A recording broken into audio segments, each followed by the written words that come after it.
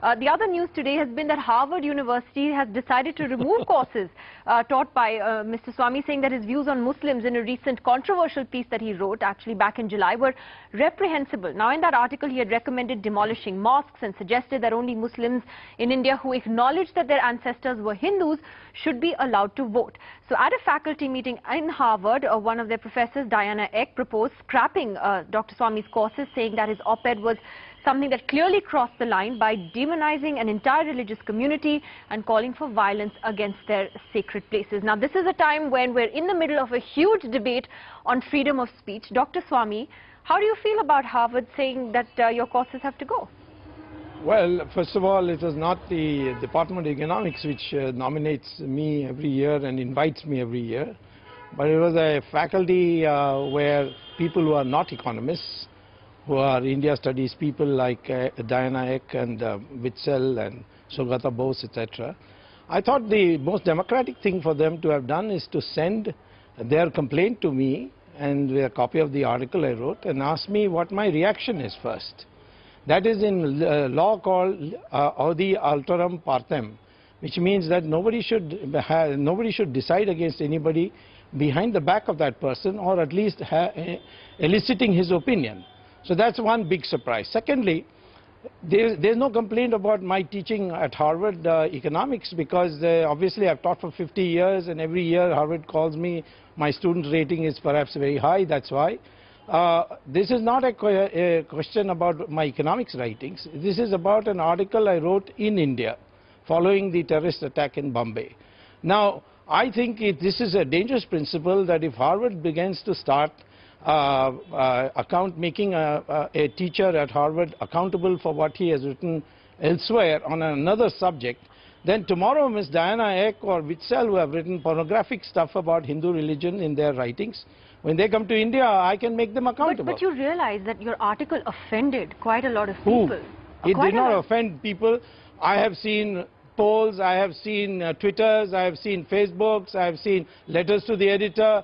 There is overwhelming support. And all the things that are quoted against me are total distortions. That's why I say, tell me what is it that I have said which you find objectionable, and I'll answer that. Let me get Dr. Singhvi's views on this. Dr. Singhvi, how do you look at this particular controversy? Because right now we are in this debate where, you know, Kapil Sibal has talked about this whole thing with Facebook and Google. Do you think, but did you read Dr. Swamy's article at all? What did you think of it? If you did, do you think Harvard's done the right thing? Okay, now let me just summarize my response in a series of points. See, first of all, I think we're jumping a lot of topics and connecting somewhat unrelated topics. It's a very vast subject you've raised, and I don't think I can answer it so quickly. Secondly, I have not read Dr. Swamy's article, but I have read extracts from it in some magazines and newspapers where it was published. Number three, it's really, I'm a stranger to this controversy because this is between Harvard and him. But I do very clearly believe, and I'm saying that very openly, that there is no concept of freedom in law, in practice, in society, in philosophy, in history, which is absolute. There's no such thing as absolute freedom at Harvard, absolute freedom in your home, absolute freedom on the street, absolute freedom anywhere. It's a very simple principle, Nidhi. Your freedom ends where my nose begins. Now, I'm not sure about the technicality of the debate because I'll have to, read up and then argue on point by point. No, sure. We're talking about a principle here. Given the outrage, on the principle, the outrage on the very, very strong words and sentiments which is expressed there, it certainly, I think, comes in the way of several noses. Now, thereafter, I am not here to police Mr. Dr. Swamy, and nor do I think any of us here is going to make them change his view. So it's between Harvard, which is an autonomous institution, and Mr. Swamy's right now to sue Harvard if he thinks that his rights have been violated. But certainly, Harvard is an institution which everybody agrees would bend very, very much in favor of academic freedom. And if they are inclined to ban Mr. Swamy's works or any other way his activities, then you can take it that a very large zone of freedom has been exceeded and transgressed. Shoma, before I come back. I just wanted to say that the freedom of speech debate doesn't really come up here because Harvard has not tried to harm Mr. Swamy. you know, the way a lot of Hindu right-wing groups or a lot of Muslim right-wing groups, when they are upset by something that someone has written somewhere, they physically harm, they burn down, they, you know, they threaten. I think that is a serious violation of freedom of speech. Here, an autonomous institution has said that this gentleman's views doesn't sit well with the core principles on which this institution has been built.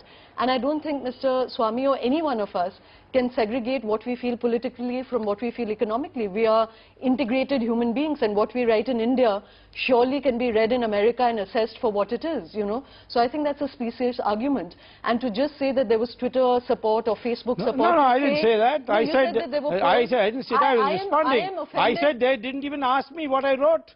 They assumed, like you, that I must have written something terrible. No, it's out in the public domain. Where have you read it? You tell me, what is that sentence that you find objectionable? I think for Muslims to be asked to declare their Hindu ancestry, or to even suggest that people must prove their citizenship before they are asked to vote. That is a view that is not offensive to it, because it happens to be the truth. No, Mr. Swamy, you may feel that, and you're within your rights to write that. May I tell you, the Sufis, when they had their conference just now, they said 95% of the Muslims are of Hindu heritage, so this country is ours. But are you going to do what Abhishek Singhvi suggested? Are you going to sue them if you think that your rights are... Sue them for what? They invite me every year. Yeah. They wanted me to teach. I've taught for 50 years at Harvard. They didn't ask me. They decided to, a bunch of people who have nothing to do with economics come and use a majority and push me out. I have chosen to live in India. Why should I sue Harvard for not letting me come back to Harvard? Okay, last word on this. Yeah, I don't think the issue really is about whether he wants to sue them or not. I mean, the real point here is that he has been given the freedom to write what he feels, and we are all within our rights to object to what you know, he feels. Provided you object to the things after reading it. You know, no, as I said, we know. You have not read it. It's out in the public domain. What do you mean by public domain? The obvious thing is to do is ask me, did you write this? Clearly you think that what you wrote was not offensive. There are others who don't agree with that, who think it was offensive. So let's agree to disagree on that. Yeah. I have to take a break. And there has been no violence here. I think we must make the distinction between those who oppose violently and those who disagree and say, we don't want you to be part of our universe. My house was attacked by Congress people. I hope you know about that. Then what is that? What is that for? Talking about you don't say about Hindu right-wing groups. It seems up. You have made the Hindus a target. If anybody attacked your home, that's awful. I think some time back. You didn't speak up at that time. Now you're speaking about the Hindu groups attacking people. I said Muslim what is that got to do with it? Both. I said both. And I think there were people who suggested, you know, when Professor Lane and the Bhandarkar professors' faces were tarred, there was a response that we should tar the Sambhaji Brigade, and I said no, we shouldn't, because we must live by our own sense of propriety. Okay, I have to take a break. I have to thank Dr. Swamy because he has to leave.